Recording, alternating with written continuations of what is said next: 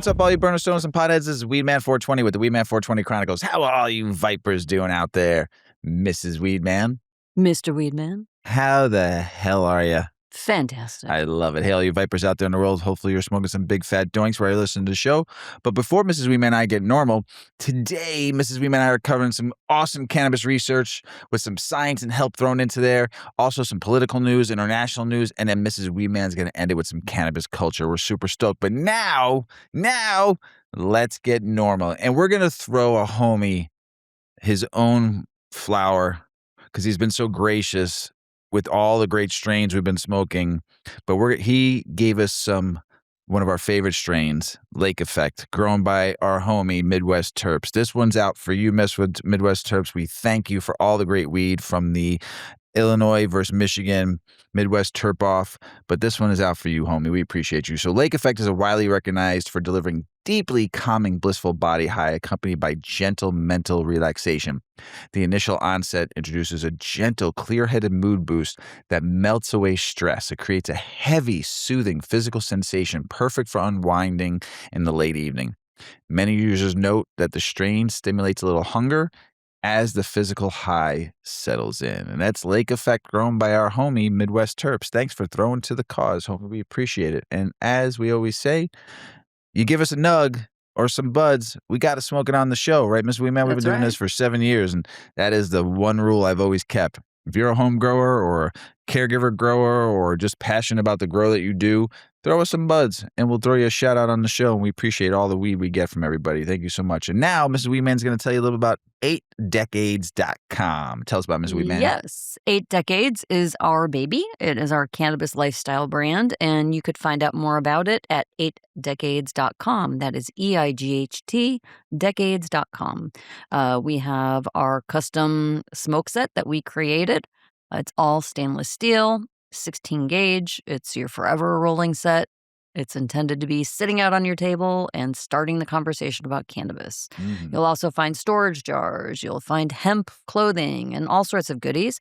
And you'll find things for the Weedman 420 show. Yay. Swag, that is. Bags, pins, shirts, hoodies, all sorts of good stuff. And if you sign up for our newsletter, you will get free shipping on your first order. So head on over and by purchasing from us, you are supporting the show. So head over to 8decades.com. We love it. As we always say, you support 8decades.com. We get to pay our producer, Shawty, because we love her and we need her. So thank you for the support, everybody out there. Ms. Weedman. Mr. Weedman. That weed tastes great. Yes. Lake Effect. It also smells like baby poop. Baby poop. It does, in a good way. Good in the baby. Best way. Good baby poop. We had a great day today.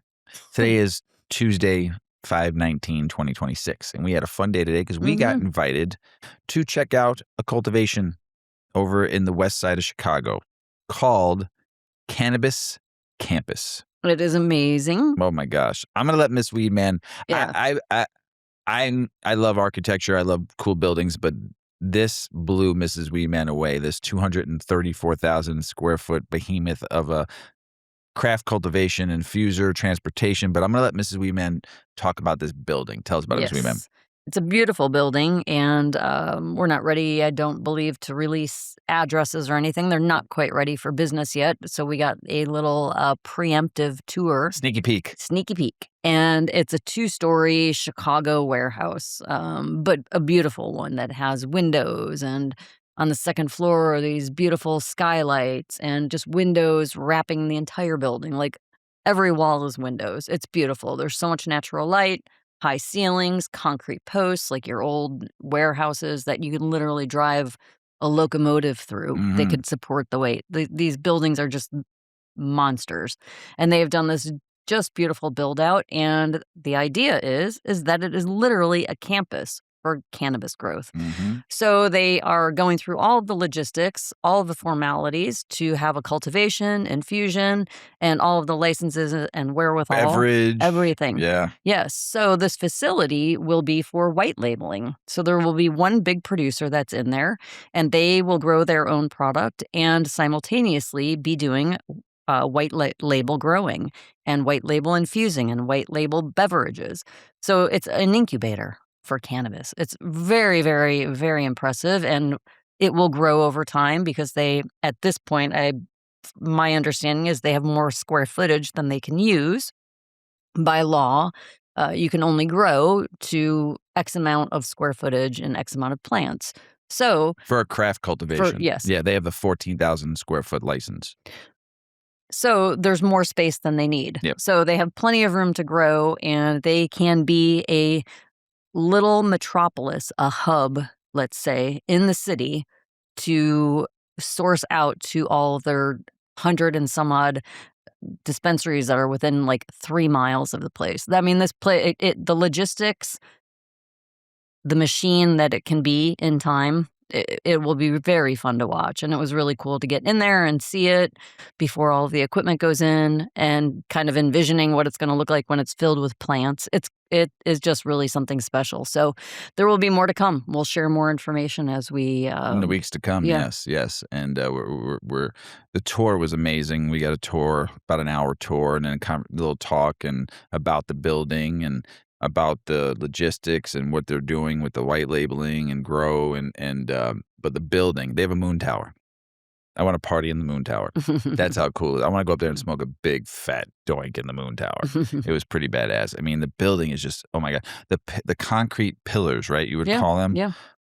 There were so many to hold the upstairs, because the upstairs is all concrete. It's just open floors. I mean, like the rooms are 5, 6, 7, 8,000 square feet of open space without walls.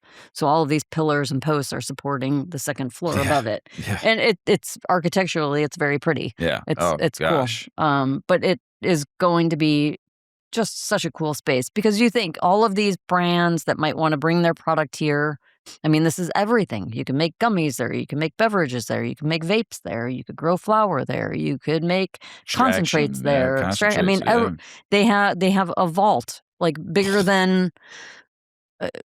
many houses. Yes. They have a loading dock that will be all inside the building, so that everything is so secure and safe. So your transporters come into the building completely safe, away from the weather, away from any like safety concerns. They fill their truck, they do all their things they need to do, and zoop, they're out the door. Yep. All of this will just be happening under a roof. It's very cool. Cannabis Campus. What a there name. Can be education. There's things that they don't even know that they can do yet that they're going to be able to do. You know, it's just going to take shape, and it's going to be really cool. It was a lot of fun being there and getting the experience to see from the build out up, you know, and walking the floors upstairs and downstairs. I mean, this can provide opportunity white label. So if you have you can't use a loan, right? So if you have cash for a mom and pop startup for a brand, this could be your place. Like, they are handling all the licensing and they're labeling for you. So you bring your genetics to them and they'll grow it for you. And maybe there's going to be a point in time where someone else could be in there growing. Possibly. Because you'd be an employee of the space. And it's just so cool. The opportunities are endless. So if you're around the country and you want to get into the Illinois market, Cannabis Campus, got to find them. Check them out. They're pretty cool. So connect with us and we'll connect you with them. Yep, absolutely. So I was scrolling through articles, and I have a new thing I'm going to do. I'm becoming an athlete again. Yeah? Yeah, I'm going to start training. Okay. Starting next month. What are you doing? I'm going to be a part, forget NASCAR, forget me doing UFC. I am now going to be a part of the Sperm Racing World Cup. Oh, my. Okay. All right. All right. Where sperm from around the globe are literally competing to see who's the fastest. Oh, my God. Might be too old for this race. Are you saying my swimmers can't swim? I don't know. Yeah. They're using canes now. Is that what you're saying? The old part. So it's like tadpole drag racing. And the event is called the 2026 Sperm Racing World Cup. And it offered a $100,000 prize. Guess how many people it featured? 2,000. No, about 128 competitors. Oh, that's small. Still a lot. So it was pretty local. Yeah. But still, it's a lot of guys that were willing to. Did they have to like mail their sperm? They were from different countries. Yeah. All over the world. Whoa. How did their sperm get over and stay alive? They came here because it was in. They had to come in. It was in San Francisco. Oh my God! And they all the battling took place in a microscopic racetrack under a microscope, but it was all being shown on big screens though. From the microscope, television was being broadcasted so you can see. So the creators say more than 10,000 men worldwide applied, though. Okay. And competitors can represent countries based on citizenship, ancestry, residency. So people out there were scouting their genealogy records and said, hold up, grandma, was from Iceland. And I got a better shot at the finals right here, grandpa and grandma. I'm good. I can go all the way through this little swimmers thing. So as me being a grandpa one day, or as you're saying, my spermies are grandpa Yeah. aged, I can definitely swim. Okay. So, but this is happening every year now. This is going to be crazy. So it's going to be a big event. Eventually, it might go on ESPN. Okay. But someone right now is bragging.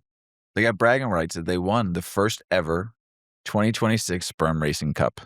I wonder if that person has children. I don't know. He doesn't know he has children.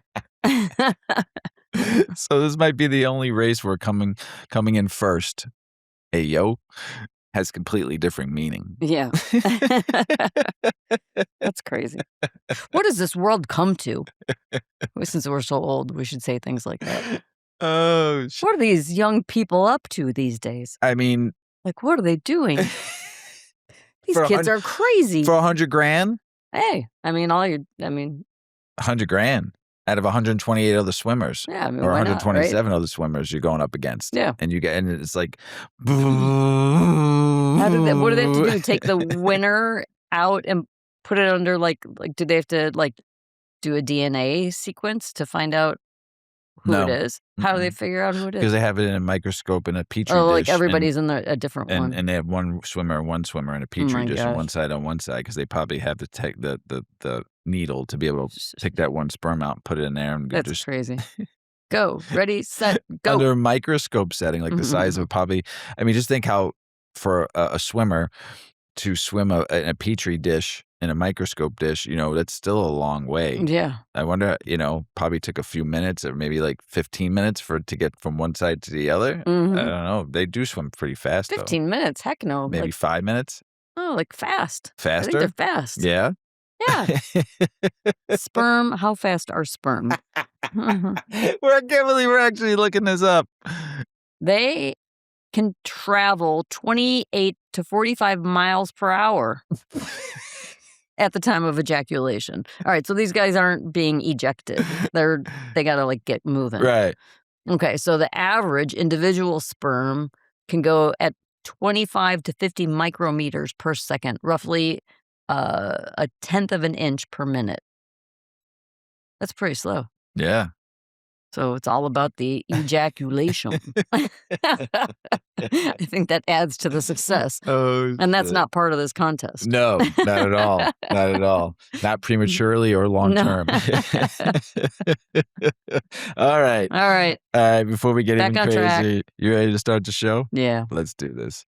All right, fam. If you're a dog lover like we are, this one might hit home. We all know our furry friends become family, and hearing the word cancer attached to the pet can absolutely crush somebody. But a brand new scientific review is looking at something many cannabis consumers have talked about for years. Could CBD actually help dogs fight cancer? According to the new review published in the journal Frontiers in Veterinary Science, researchers found that CBD shows promising potential as an anti-cancer agent in dogs, especially in laboratory and preclinical studies. But before anybody gets too excited and starts turning their golden retriever into a four-legged bud tender, researchers are also throwing out a big reminder. More research is still needed. But the review came from the scientists of the University of Chile who took a deep dive into existing research on CBD and canine cancers. What they found is that CBD appears to have something called anti-proliferative and pro-apoptotic effects. I probably butchered the hell out of that word. Now that sounds super sciencey, but basically it means CBD can help slow the growth of cancer cells and encourage unhealthy cells to die off naturally. That's a pretty big deal in the cancer research world. The studies looked at different kinds of canine cancers, including lymphoma, mammary cancer, brain tumors, prostate cancer, bone cancer, and urinary tract cancers. Researchers found repeated signs that CBD could interfere with tumor growth pathways, helping block the spread or survival of certain cancer cells in laboratory settings. Again, though, and this part matters, most of the evidence so far comes from cell studies and preclinical work, not large-scale real-world veterinary trials. One thing that stood out in the review is that the research says CBD appears to be safe and well tolerated in dogs, which is important because any potential treatment has to be manageable for pets already dealing with difficult illnesses. Previous veterinary reviews have shown growing interest in CBD for dogs dealing with things like arthritis, anxiety, seizures, inflammation, and pain, with generally positive safety profiles when properly dosed. Now, let's keep it real for a second. This does not mean CBD cures cancer in dogs. We're not there yet. Scientists themselves are saying more work is needed to figure out the ideal dosage, product consistency, how it works alongside other medications, and whether effects seen in a lab actually translates into real-world treatment success for pets. Some studies even found CBD combinations with medications can have positive or negative interactions, so this is definitely talk to your vet situation. But this research is still important because it adds to a much bigger conversation happening in the cannabis science. One looking at whether cannabinoids may someday play a role in helping fight different forms of cancer, not just managing symptoms like pain or nausea. And for pet owners facing heartbreaking diagnosis, even the possibility of better supportive care gives people something worth watching for. And I just want to let everybody know out there, I know we talk a lot about dogs, but I did do some research on cats, and I will have some cat information about cannabis and cats soon. So just so you know, I've never owned a cat, but our kids do, so I love their cats, so I have to Give them support. Give them a little bit of support, a little bit of love. So we live in the sticks now, just to let everybody know. Been a little different out here. You hear what I hear, right? Huh? You hear what I hear. Oh, that's what I'm about to say. So if you all, I don't know if you all will hear this, but we turned the lights on in the studio, and yesterday evening when I was working on the podcast, today's show, the Beatles come out at night. The Beatles come out at night. I mean, I've seen June bugs before, and it's not even June in our old home. But this is like, holy schmolies, guacamole. I mean, there's some like pounding on the windows, trying to get to the light. Bop, bop, bop, bop, all night long on the windows. Yeah, all night long. And they're like big June buggy beetles. Oh, yeah, monsters. And they're just bouncing off the windows all night long. We have a light out front in the driveway that is on the ground facing the driveway. And last night I went out there, I called Mrs. Weedman over. I said, there's a concert going on in our driveway right now. I said, well, she goes, what do you mean? I said, come out there and look. And there was probably, I couldn't even tell you how many there were. They looked like an audience at a concert. And like someone on their back and their legs were going up and down, and they were like, and then it was like popcorn. Every once in a while, one would pop up and fly around in the light and crash back down, and another guy would pop up, fly around, crash down. This ain't no joke. There's a lot of motherfucking Beatles. A lot of Beatles. And there's no sign of them in the morning. None. They're gone. They're gone. So gone. It's kind of funny. But if you hear any popping on the window, it's a big old June bug hitting the. We get a lot of birds flying into the windows too. You'll just be sitting in a room and you just hear a thud. Well, yeah. The There's a lot of birds on this property. It's pretty sweet. I wish they were out at night though, eating these beetles though. That's for sure. So, I've smoked spleefs before in the past, not much, but here and there, if someone rolled one, I'd try it. We knew some people that used to love adding weed to their adding tobacco to their weed and their bongs. Remember, we talked about them on the show a long time ago. And I know a lot of people love spleefs. They love mixing weed and tobacco together. Just their jam. But reading some articles this week and finding out combining cannabis and tobacco triples the psychosis risk. Yeah, and there's some important details within that. Very important details. So we'll get to that. So this story digs into something researchers are watching closely when it comes to cannabis and mental health, especially when tobacco enters the mix. And before anyone panics, this is one of those correlation and risk conversations, not a blanket statement about every cannabis consumer. So, research highlighted in Neuroscience News found that people who regularly use both cannabis and tobacco may face a significantly higher risk of developing psychosis-related disorders, especially individuals already considered clinically high risk. All right, so we've already taken it away from just tobacco Yes. and cannabis. Now it's Yes. predisposed to mental health conditions and also you're a tobacco consumer as well. Like, Yeah. I yeah. mean, I smoked Okay. cigarettes for a long time and smoked weed for a long time. Smoked spliffs together. I I don't see no problem with, well, maybe a little bit crazy, but that's about it. Yeah.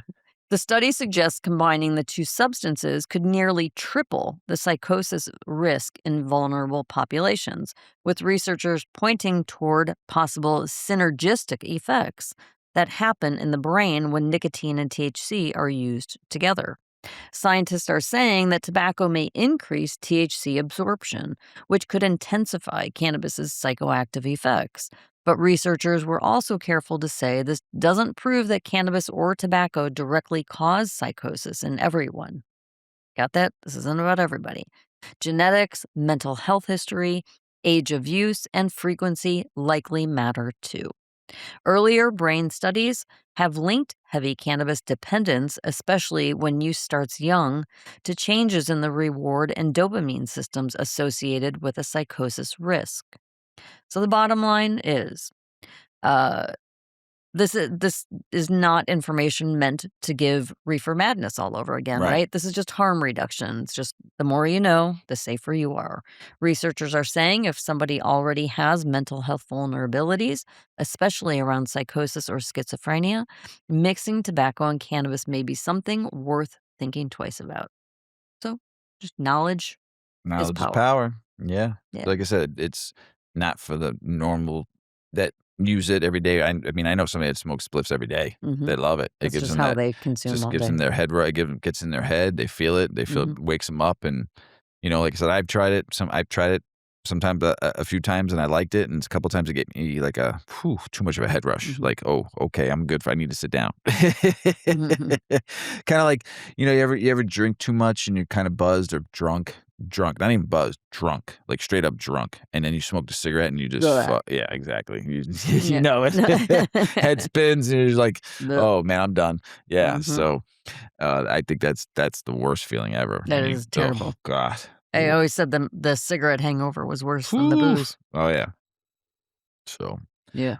Mm. so all the growers in the room, this one's for you. We all dream of chunky, frosty colas that look like they belong on a magazine cover. But there's one thing that can turn months of hard work into heartbreak real quick.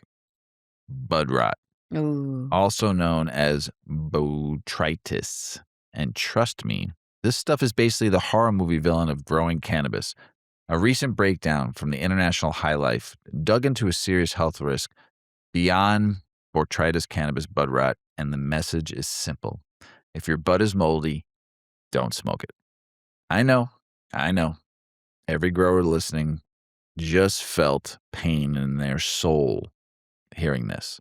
But this isn't one of those, maybe it's fine situation. Moldy cannabis can come with real respiratory risk. So, first things first, what exactly is bud rot? Bud rot is a fungal infection caused by Botrytis cinerea, a mold that thrives in humid, moist, poorly ventilated environments, especially during flowering when bud gets dense and sticky. The scary part, it often starts inside the cola, meaning your plant can look beautiful on the outside while slowly rotting from the inside out. By the time you notice something's wrong, the mold may have already spread. Here's some classic warning signs growers should watch out for. Brown or gray patches inside buds. Dead or crispy sugar leaves sticking out weirdly. A musty, funky smell that feels just a little off. Buds becoming soft, crumbly, or dusty inside. White or gray fuzzy mold appearing on the flower material. One of the sneakiest clues, a random sugar leaf turning brown while everything else is looking healthy. That tiny leaf can be your plant waving a distress flag like, help me, before it spreads. Now, here's the $1,000,000 question newbie growers always ask. Can I still smoke it if I cut the bad part off? Experts say don't risk it. Even if only part of the bud looks infected, mold spores can spread microscopically into areas that still appear normal. Smoking contaminated flower may irritate your lungs and in some cases expose people to fungal spores or toxins. especially risky for anyone with asthma, weakened immune systems, or respiratory issues. Researchers and cultivation experts generally recommend tossing infected portions rather than trying to salvage them. And if you're thinking, fine, I'll just turn it into hash or edibles, the growing community gets real cautious here too. Many experienced cultivators online say mold contamination just isn't worth gambling with the harvest. One grower summed it up perfectly. You can always grow more green. Lungs, not too much. Community census leans toward better safety than sorry. So how do growers avoid this nightmare? The biggest prevention tricks are surprisingly simple. Keep humidity in check, especially late flower. Increase airflow with fans. Big Earl always talks about airflow. So listen to the Grow Hour if you want to learn about that. He talks about airflow till he's red and blue and green in the face. With fans and spacing between plants. Inspect buds regularly, especially thick colas. Avoid trapped moisture and overcrowded canopies. And clean tools if you remove infected materials because spores travel fast. High humidity, especially roughly around 55 to 60% during flowering, dramatically raises risk. At the end of the day, bud rot is one of those harsh grower lessons nobody wants to learn the hard way.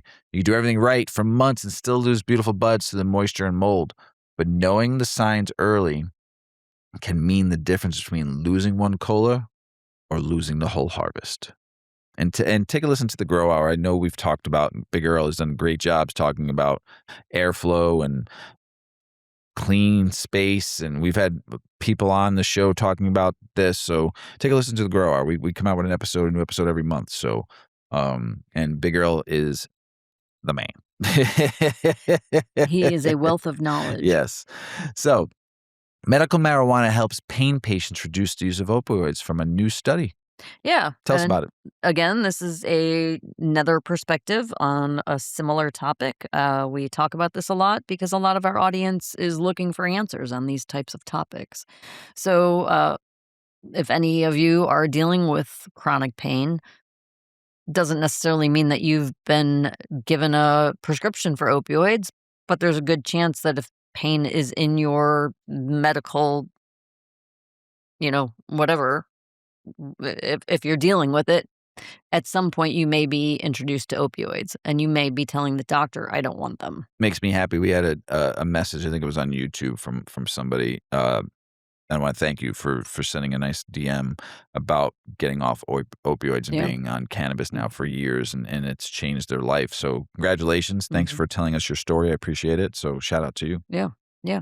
So this is a new study that is talking about how patients are using cannabis to get off of opioids. The article is about something a lot of patients and honestly a lot of cannabis advocates have been talking about for years. Can medical marijuana help people really rely less on opioids for pain management? A new study says yes. According to this study, covered by Marijuana Moment, chronic pain patients using medical cannabis showed promising reductions in opioid use over a 5-month period.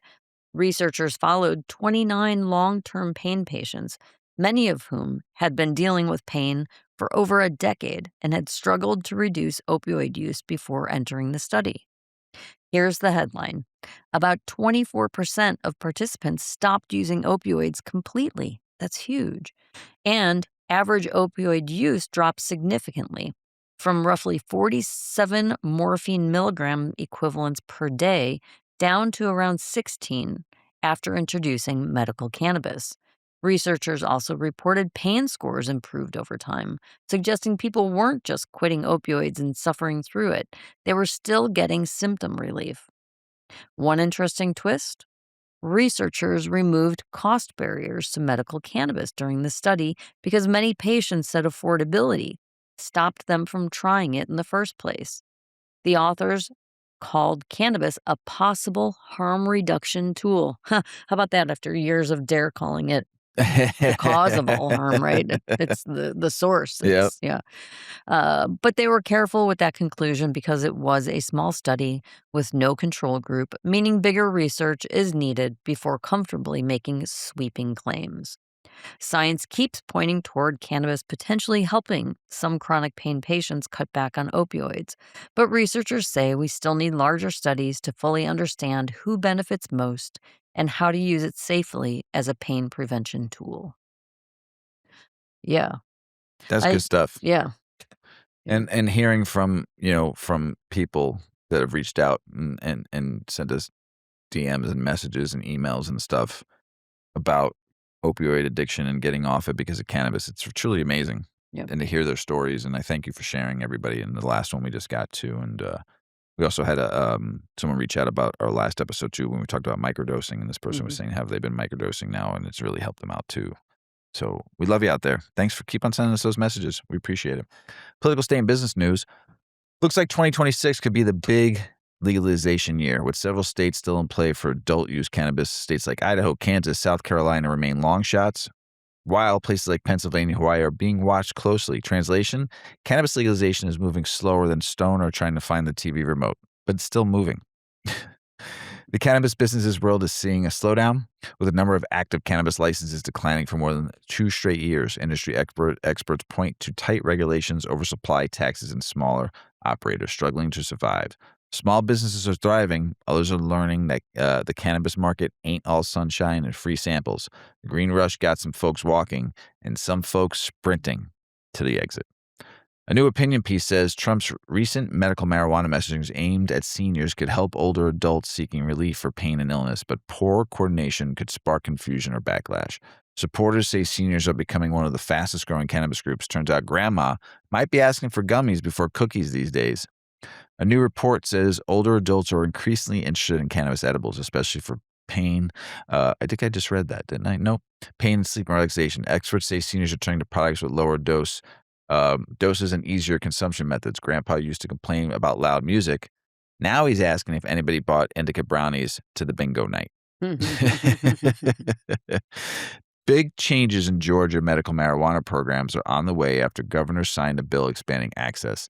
The law allows vaping medical cannabis and adds more qualifying conditions for patients. Georgia patients are basically saying, about time, y'all. Stop acting like relief is illegal. An Iowa bill to double the number of medical marijuana dispensaries is headed to the governor's desk. Supporters say more locations can improve access for patients who currently drive long distance for medicine, because nobody's dealing with pain wants to take a road trip just to pick up relief. Cannabis and hemp businesses are bracing for possible federal hemp law changes, with experts warning operators to prepare now for shifting rules. Businesses are being told to tighten compliance, labeling, and testing practices. One congresswoman says it's about damn time the federal government catches up to voters on the marijuana legalization, pointing to overwhelming public support nationwide. More lawmakers are openly calling for reform as states continue legalizing. In America right now, we legalize sports betting faster than weed. Crazy. A new report says Nevada could be missing out on $80 million a year by keeping cannabis and gaming industries separated. Some believe cannabis-friendly casino spaces could boost tourism revenue. Las Vegas really said, you can lose your rent money here, but no joints at the slot machines. A congressional committee is urging the DEA to crack down on unregulated cannabis products, especially hemp-derived items, raising safety concerns. Lawmakers say inconsistent testing and labeling may put consumers at risk. Basically, they're saying if the packaging looks like a cartoon spaceship and glows in the dark, maybe ask the question first. Now over to you, passing that joint, Mrs. Weedman. Yeah, You. you would like the joint? No, not yet. Uh, Not yet. I will soon, though. Just the joint of speech. All right, to political, state, and business news. We're going to start with New York. Their legal weed market is booming, reportedly topping $5 million a day in sales, but experts say the illegal market could still be up to 10 times larger. Licensed businesses say untaxed competition remains a huge problem. A New Jersey doctor is pushing for expanded medical cannabis access for minors, saying some patients with severe conditions could benefit under careful medical supervision. Supporters stress this would involve strict oversight and definitely parental involvement. Jersey lawmakers are still debating how to balance access, safety, and medical needs. Congresswoman Ilhan Omar spoke out in support of cannabis reform, saying marijuana laws need modernization and communities harmed by prohibition deserve attention.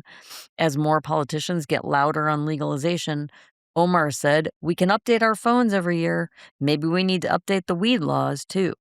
She also That's said right. there's a lot of people in Congress that smoke weed. Yeah. Mhm.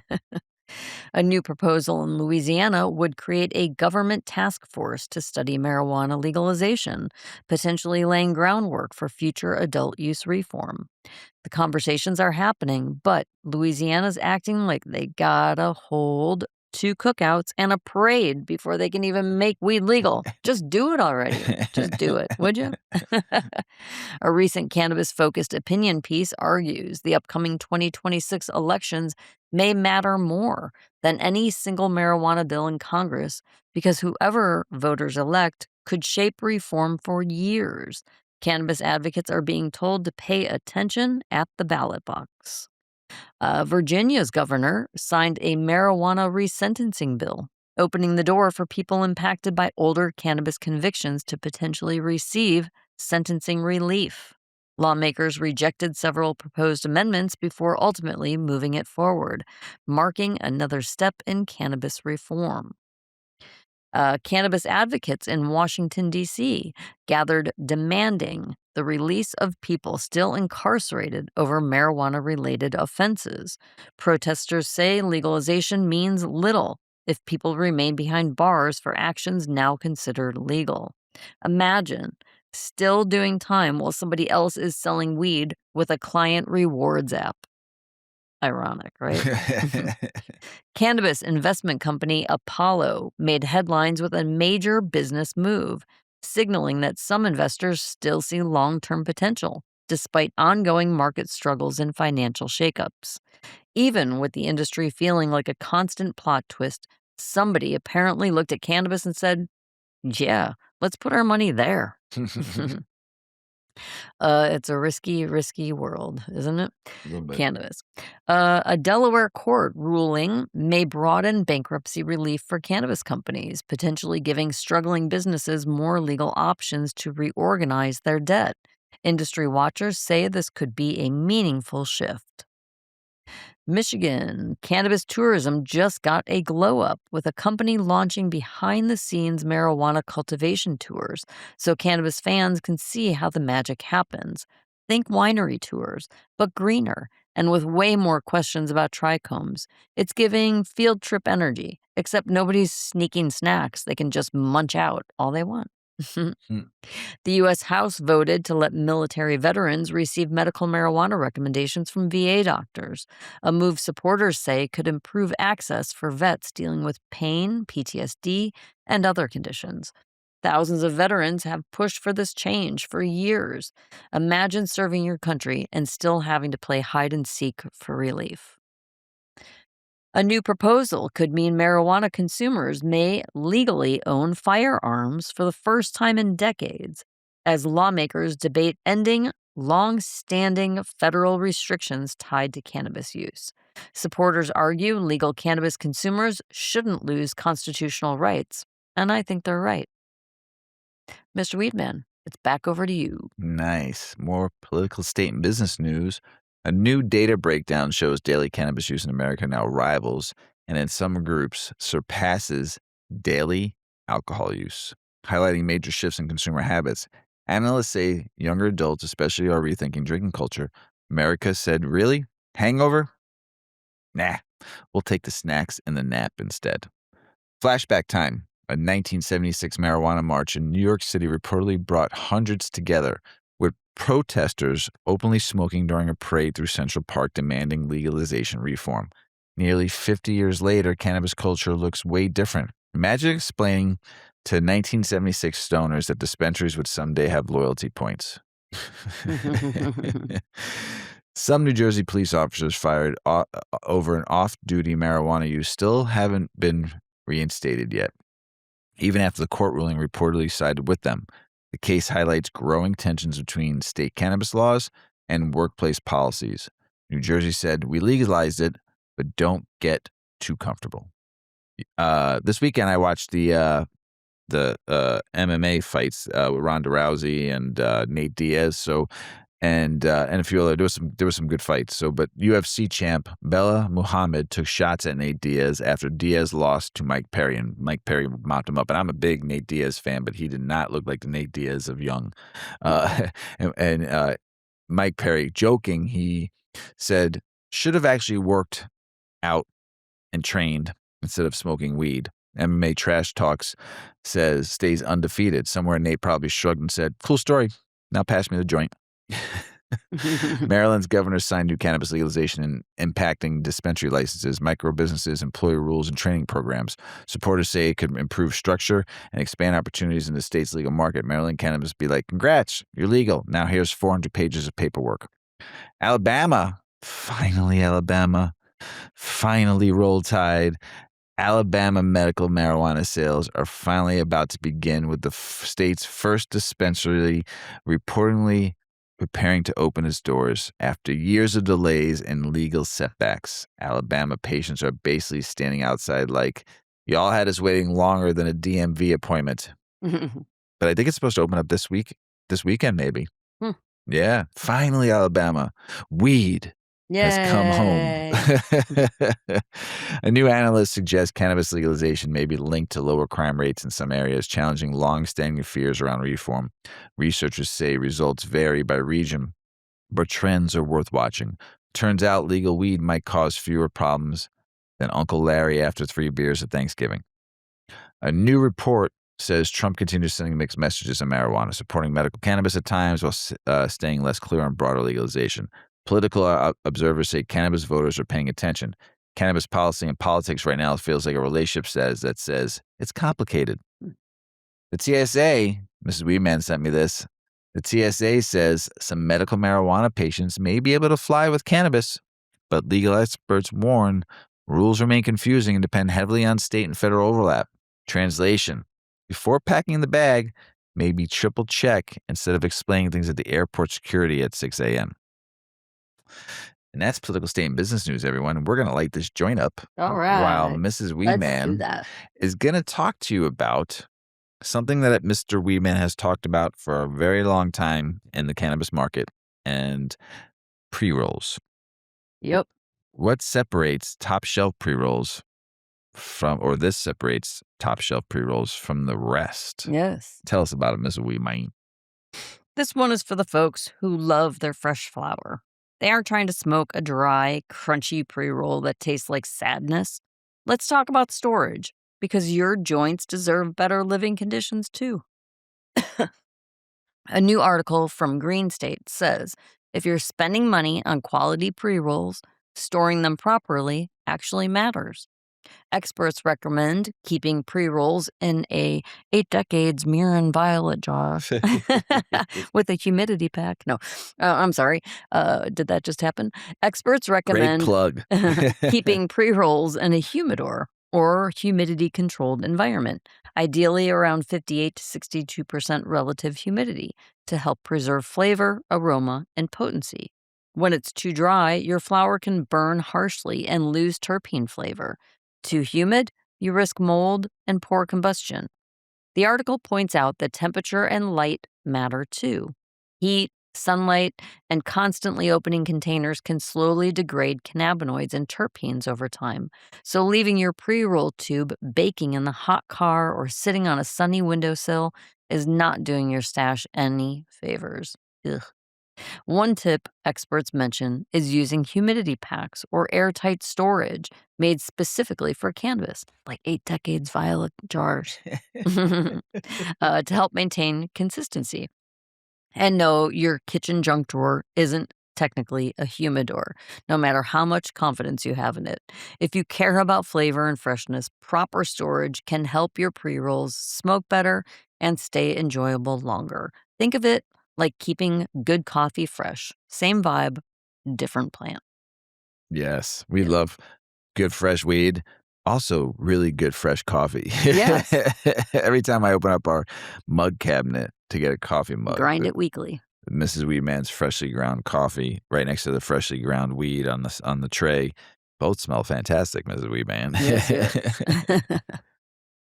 International news. Authorities overseas reportedly seized a massive shipment of suspected cannabis during a drug bust, with dramatic videos showing officials intercepting the stash.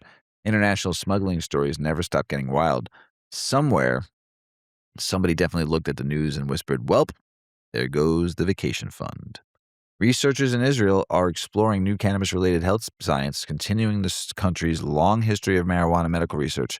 Scientists say cannabinoids may still hold untapped therapeutic potential for different conditions. Israel says in the lab, like, what if weed could do that too? Mhm. While the rest of us are just trying to remember where we put our lighter. France is preparing to ban CBD edibles. What? Tightening enforcement around European Union novel food regulations. Gummies, drinks, and infused snacks could face tougher restrictions, frustrating hemp businesses and consumers. France really said oi oi to wine and to cheese, but maybe not to the CBD gummy bear. They said oi oi. Yeah, I think they said Wee wee. wee wee. Thank you. I love you. Oi oi. That's the way I. Oi oi oi. That's the way I spelled it. I'm an old It's school cute. punk. Sorry, everybody. I don't speak French. You just saw an opportunity to say that, and you're like, yes, it really says that in here. Wow, oi.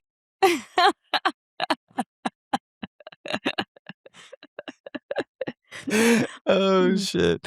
I got tears coming out of my eyes. That was a good one. Thanks, Mrs. Weedman. Uh-huh. You called it out perfectly too. Yeah. So it's wee wee. Wee wee. Wee wee.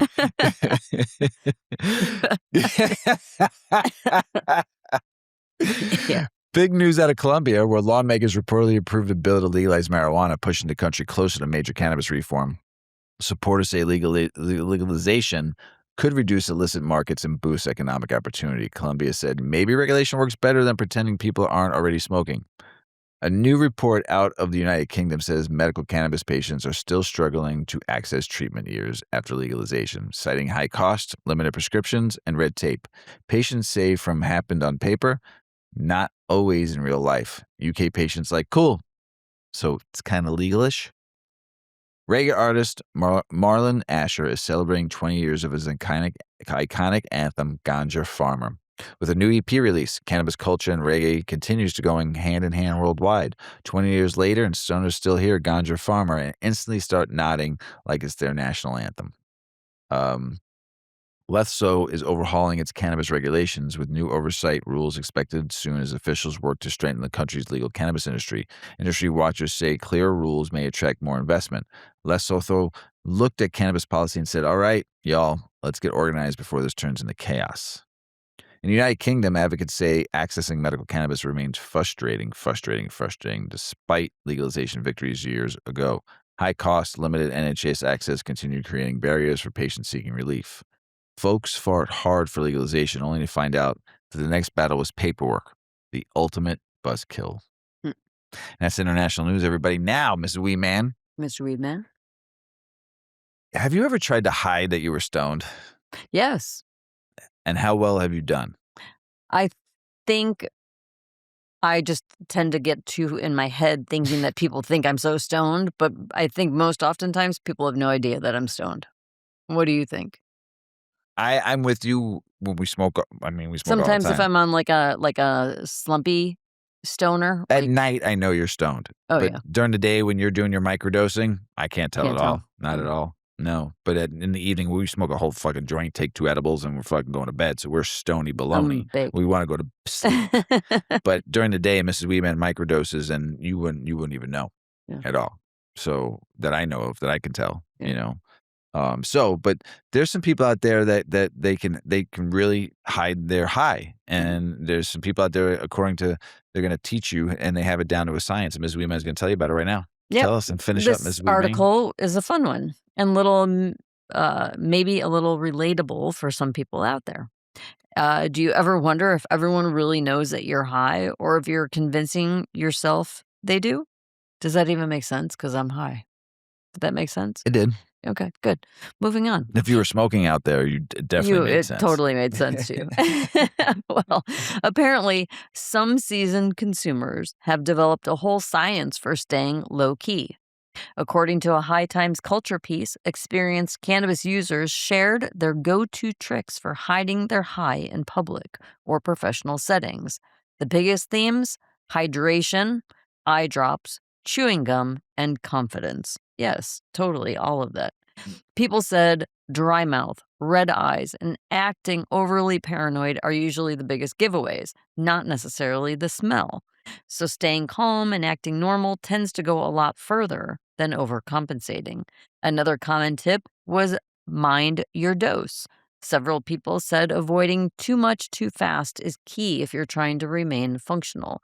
Consider not testing your limits right before a family dinner, work meeting, or that quick run into the store that somehow turns into a full social interaction. Because of course, that's the time when you run into somebody, right? When you're baked out of your gourd and you just look like a hot mess, and you're like, "Oh, right, I haven't seen you in 20 years. Hi, here I am, baked. You want to talk? Great. Oh, great. Let's have a conversation." Didn't that happen to you? Fuck. Didn't that happen to you one time? Probably. We were out somewhere and you saw somebody you hadn't seen in like, I don't know, years. And I was so baked. And we were very high, It and said, you, "Hide when we me." got done, you got done talking. we were driving home. We're like, oh my God, that was terrible.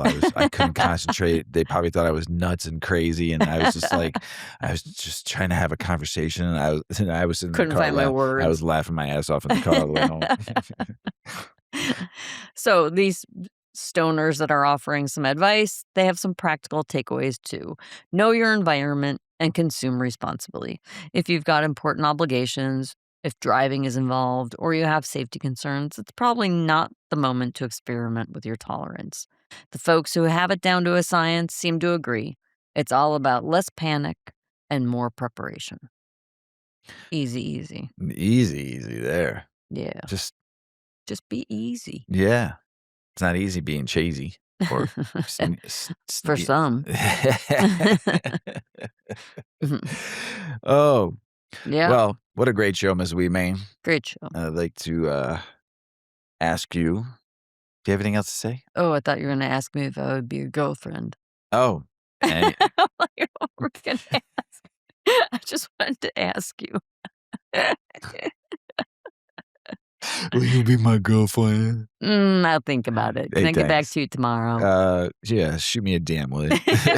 That's how it goes I'll nowadays, text you. right? Yeah, you text, will you be my girlfriend? And text messages with funny emojis, and I don't know. I'll tell you tomorrow. Let me think about it. I'm like, kind of busy right now. I can't focus on that.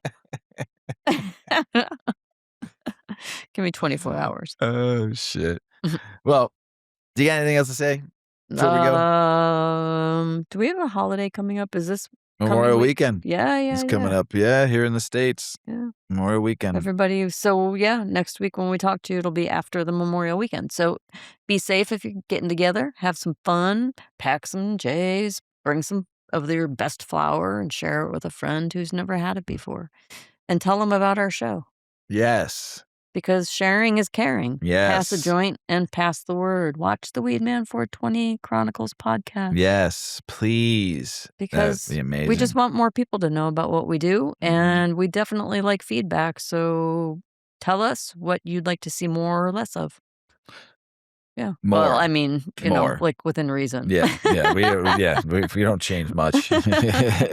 we're OGs. Yeah. You know, we've been doing But this we for like a while to hear now. your opinion. Yeah, we do love hearing stories, and we thank you for that. But here's the biggest thing: the more you share this podcast, you're sharing knowledge. You're sharing knowledge that we research for weeks upon weeks and read and talk and study to help others learn. So share this podcast with folks if they want to learn. If some people, older adults, might not like the first 2 minutes of the show because of the talk The about language and well, also like the strain that we talk about. You know, they're not used to that, talking about like the different strain Right. names and what's in it. Tell them to get past the first 3 minutes and get to know us, and it'll change their perspective. You know, it's just that first like stoner moment of when we're talking about the strain. Most people, you know, a lot if of you're not a smoker, right, or you a might not be connoisseur. if you just do edibles, you're not really concerned necessarily with strain. You're looking more for effect. Yep. So, yeah, but now it just is more information. It's and it can become conversation for its talking points when you're trying to advocate for the plant.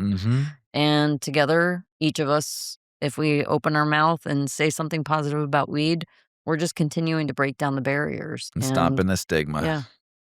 And hopefully that gets back to the powers that be so that they can change the laws. Because Yes. everybody wants this plant to be available. We want to free So this talk plant. about it. Yes. And subscribe to our YouTube too. Yeah. Yeah, we need it. We love you. Videos coming soon. Yes, we'll be back soon. Got a couple more things to do, and hopefully in the next week or in 2 weeks, we'll have it ready to go. So everybody out there, we love the hell out of you. Thanks for listening. Thanks for just being you. Go out there and live some fucking life and have some fun. You only live once. Go do it. Be kind to others. We need some peace, love, happiness. As Paulie always says, smoke smart. Puff, puff, and away. Puff, puff, pass. Check out our cannabis lifestyle brand online at 8decades.com. Our custom smokes and accessories are perfect for your coffee table, bedroom nightstand, or kitchen counter. They're designed for you to show them off. The Canna community is also loving our hemp and cotton blend t-shirts, sweatshirts, scarves, and hats, finished off with our 8 Decades logo. We've got some awesome long-lasting goods that will be your favorite for years to come. 8 Decades, because a 9th decade of cannabis prohibition isn't acceptable.